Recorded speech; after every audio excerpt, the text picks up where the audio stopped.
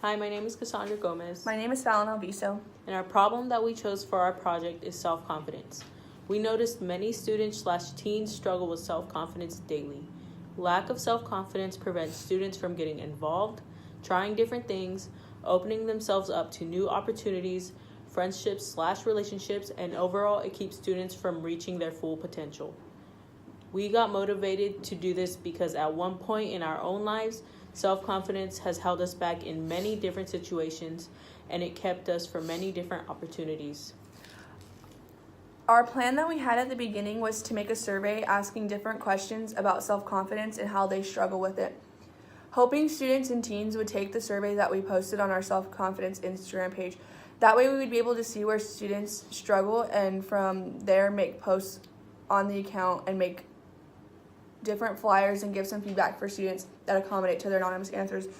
And we had 5 questions, and 5 of them were: what are ways you get out of your comfort zone?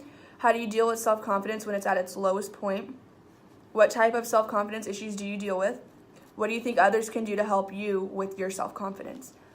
And then with that, we were hoping that those posts and feedback would help the ones who took the survey and everybody who sees it. The process was not that difficult, but we did come across some challenges. We did make the survey and Instagram account with no problem, but from there we had to find a way to gain followers and find a way to get students to take the survey. So from there, I advertised the Instagram account on my personal social media page in hopes that my personal followers would go check it out and take the survey. After a couple of weeks, people were not responding to us, and by that we mean nobody was taking the survey. We gained 12 followers, and out of the 12 followers, nobody took the survey. So we then resorted to making flyers. We did make the flyers, and they came out great. And then, however, we never got the chance to put them up. Maybe with the flyer, we could have gained more followers and students might have taken our survey, but we don't know.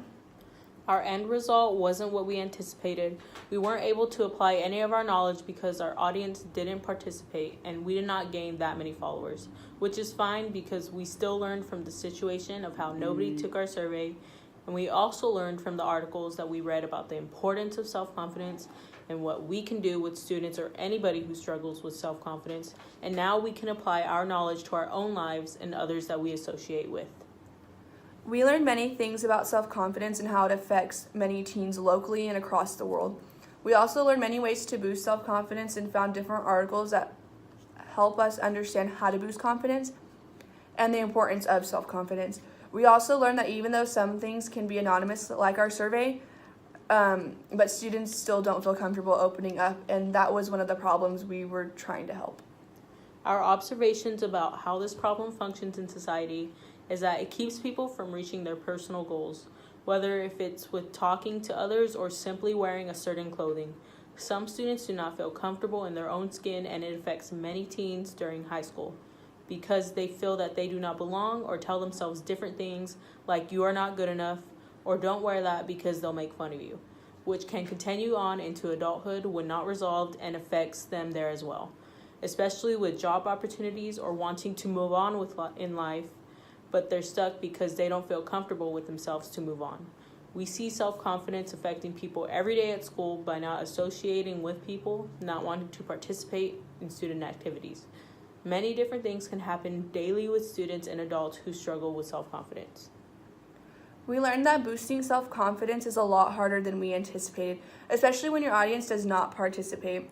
But doing this project helped us in learning new information that we can now apply to our own lives.